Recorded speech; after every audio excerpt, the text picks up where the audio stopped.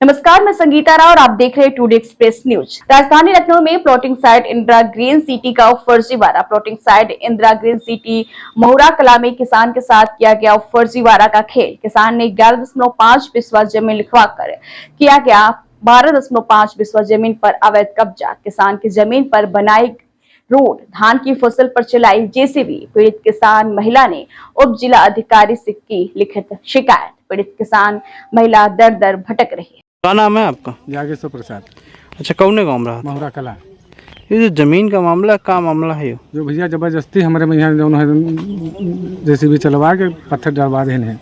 अच्छा, कब कर रही होगा? जो 24 तारीख के साहब। अच्छा, को करावा है? ग्रीन सिटी के मालिक। अच्छा, इंदिरा ग्रीन सिटी अच्छा मालिक ऋतुराज श्रीवास्तव। अच्छा, शिकायत आप कहूँ दे हो है? थाना दिवस रहा है, यहाँ दे रहा थाने में, यहाँ हाँ। अधिकारी सब रहा।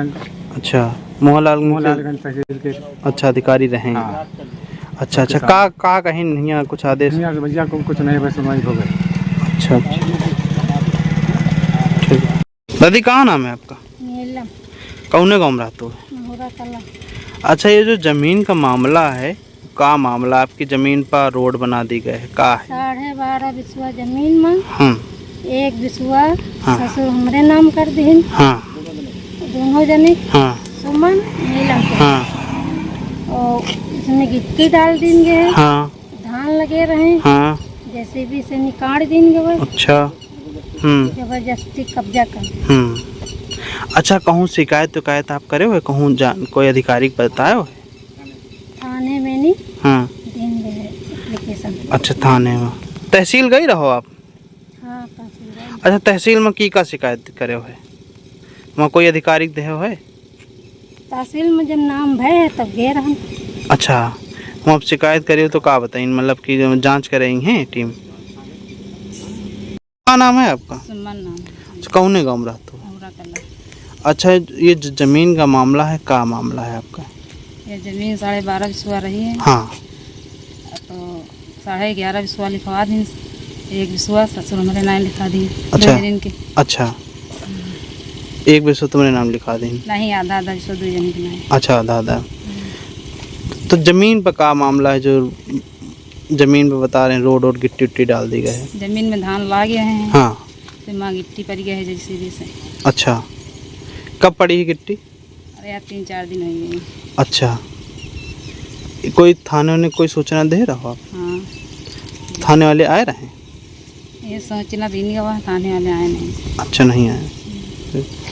करोड़ों के हेरोइन के साथ एक तस्कर को मुगलसराय पुलिस ने गिरफ्तार किया है। तस्कर से 1.120 किलोग्राम हेरोइन बरामद हुआ है। बता दें कि पुलिस की माने तो बरामद हेरोइन की कीमत 2 करोड़ रुपए बताई जा रही है। गिरफ्तार तस्कर राजस्थान के चित्तौड़गढ़ जिले के जावदा थाना क्षेत्र का निवासी है। अज्ञात व्यक्ति के कहने पर हेरोइन लेकर मुगलसराय आया था। तस्कर मानसरोवर तालाब के पास अज्ञात व्यक्ति को सौंपने थे हेरोइन का खेत। मुगलसराय कोतवाली के मानसरोवर तालाब के पास से मुखबिर की सूचना पर पुलिस को मिली कामयाबी। आज बीती रात करीब 00:45 बजे थाना प्रभारी मुगलसराय को मुखबिर के जरिए सूचना मिली कि एक व्यक्ति मादक पदार्थ हेरोइन लेकर के राजस्थान से रेलवे स्टेशन से ये आ रहा मुगलसराय में।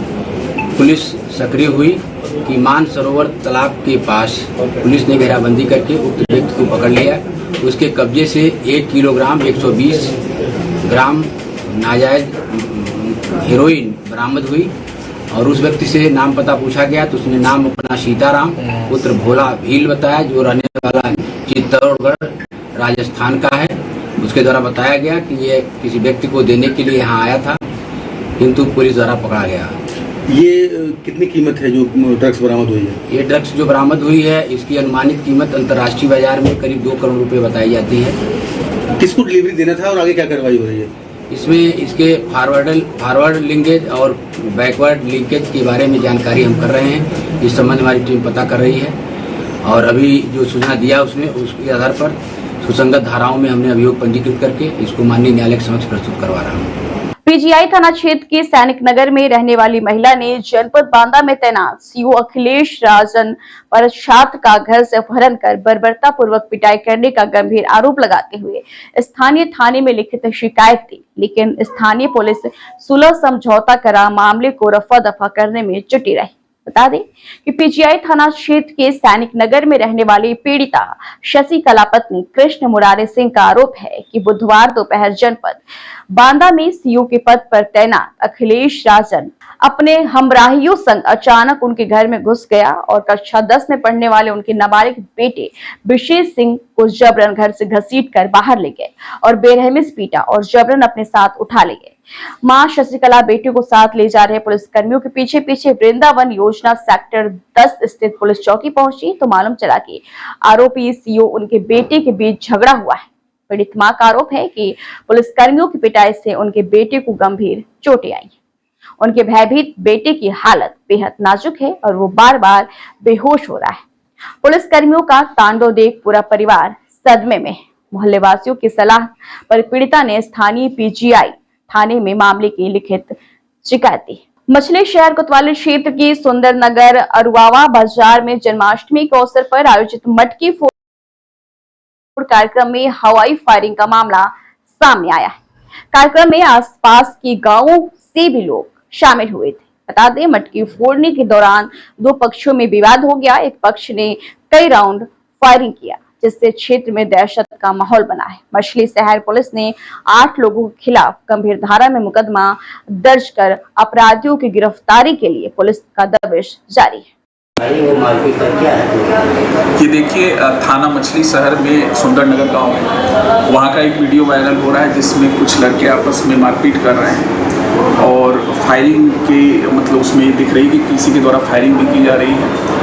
पूरे प्रकरण का वीडियो का तत्काल संज्ञान लिया गया है। इसमें मछली शहर थाने में 8 व्यक्ति और कुछ अज्ञात के विरुद्ध तत्काल अभियोग पंजीकृत किया जा रहा है। अभी गांव में पुलिस पार्टी के द्वारा दबिश भी दी जा रही है और जल्दी ही जो भी इसमें दोषी होंगे वो गिरफ्तार कर आगे विधिक कार्रवाई की जाएगी। ट्रैफिक पुलिस की बड़ी लापरवाही। सुल्तानपुर रोड किसान पथ पुल के पास ट्रैफिक पुलिस द्वारा लगाए गए बिना रेडियम के बैरियर और बिखरे हुए बैरियर से एक महिला को अदृश्यता होने के कारण चोट लग गई, जिससे गंभीर अवस्था में एम्बुलेंस द्वारा अस्पताल भेजा गया है। महिला की हालत गंभीर बताई जा रही है। बड़ी लापरवाही की वजह बना ये बैरियर।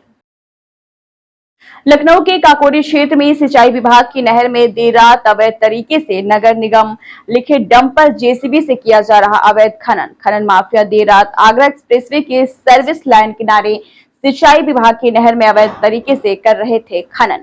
ग्रामीणों के विरोध के बाद बंद हुआ अवैध खनन। बता दें कि ग्रामीणों का गंभीर आरोप है कि सिंचाई विभाग के अधिकारी व खनन अधिकारी की मिलीभगत से देर रात अवैध तरीके से आए दिन होता है खनन। आपको बता दें कि अवैध तरीके से हो रहे खनन को बंद करवाने का सोशल मीडिया पर वीडियो हुआ वायरल। ये गाड़ी है, ये नहर विभाग में खनन हो रहा है नहर पर, और प्रशासन मौन है। ये खनन करा नगर निगम लिखा है इस गाड़ी पे, नगर निगम लखनऊ।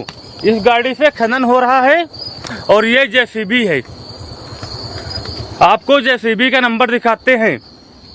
प्रधानमंत्री नरेंद्र मोदी जापान और चीन के दौरे पर हैं। शुक्रवार सुबह वो टोक्यो के हानेडा एयरपोर्ट पहुंचे, जहां उनका स्वागत किया गया। टोक्यो में भारत जापान इकोनॉमिक फोरम को संबोधित करते हुए पीएम मोदी ने कहा कि भारत की विकास यात्रा में जापान हमेशा एक अहम पार्टनर रहा है। मेट्रो से मैन्युफैक्चरिंग तक, सेमीकंडक्टर से स्टार्टअप तक हमारी पार्टनरशिप आपसी विश्वास का प्रतीक बनी है और जापानी कंपनियों ने भारत में $40 अरब से अधिक का निवेश किया है।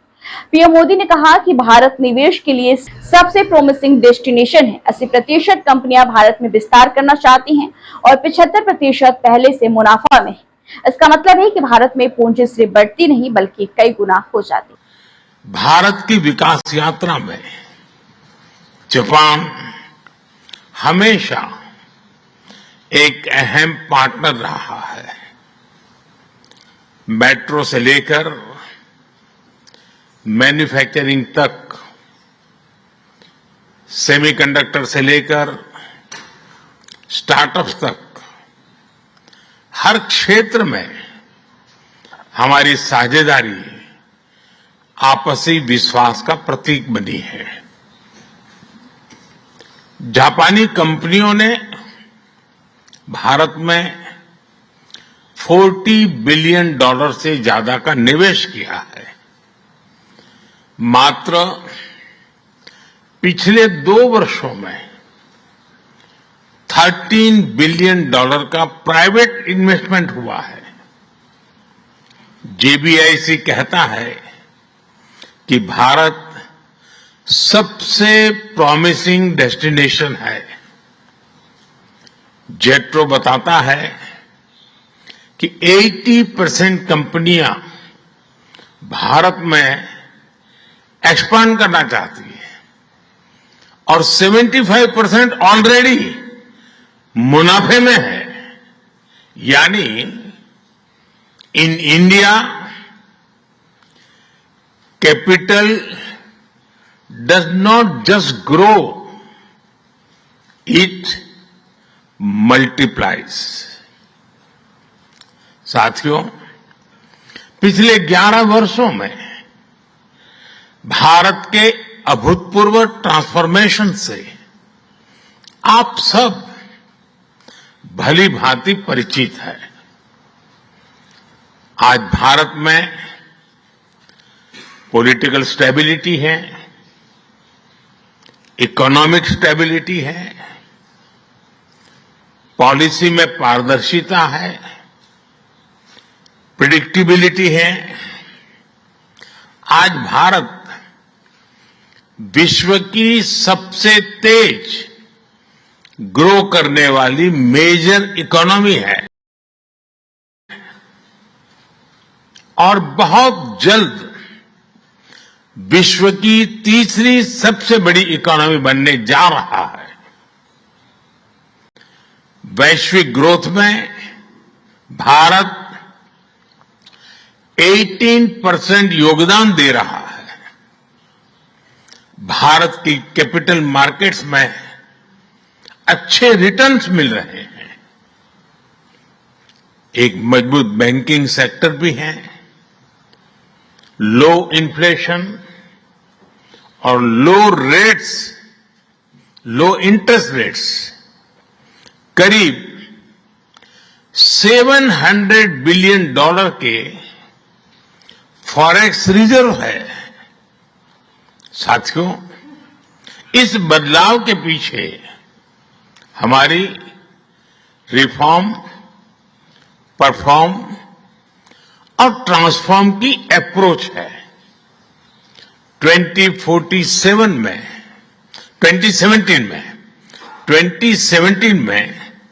हमने वन नेशन वन टैक्स की शुरुआत की थी।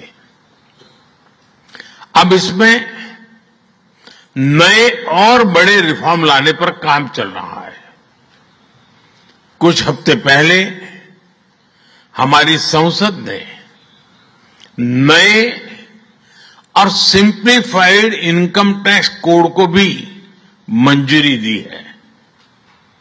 हमारे रिफॉर्म्स केवल टैक्स प्रणाली तक सीमित नहीं है।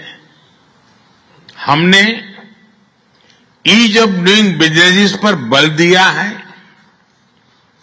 बिजनेस के लिए सिंगल डिजिटल विंडो अप्रूवल की व्यवस्था की है।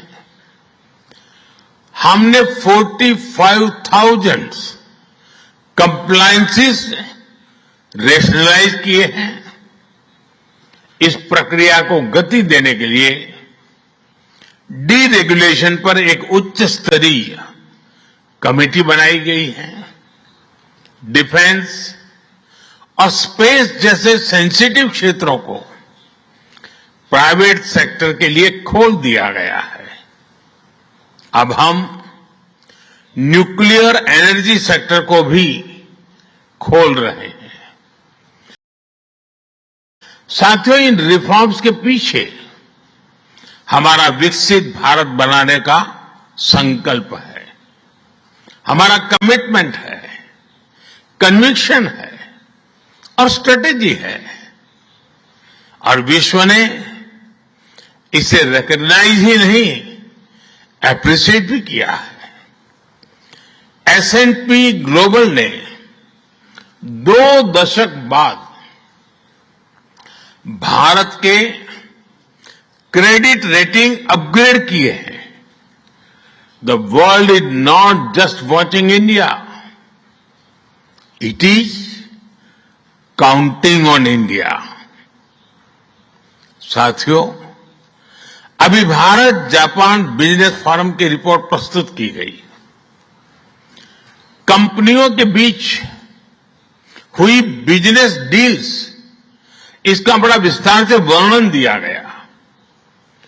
इस प्रगति के लिए मैं आप सभी का बहुत बहुत अभिनंदन करता हूं। हमारी साझेदारी के लिए मैं भी कुछ सुझाव बड़ी नम्रतापूर्वक आपके समक्ष रखना चाहूंगा। पहला है मैन्युफैक्चरिंग। ऑटो सेक्टर में हमारी भागीदारी। फिलहाल आज की खबरों में इतना ही। जल्दी हाजिर होंगे कुछ और बड़ी खबरों के साथ। तब तक के लिए दीजिए इजाजत। नमस्कार। प्रधानमंत्री नरेंद्र मोदी जापान और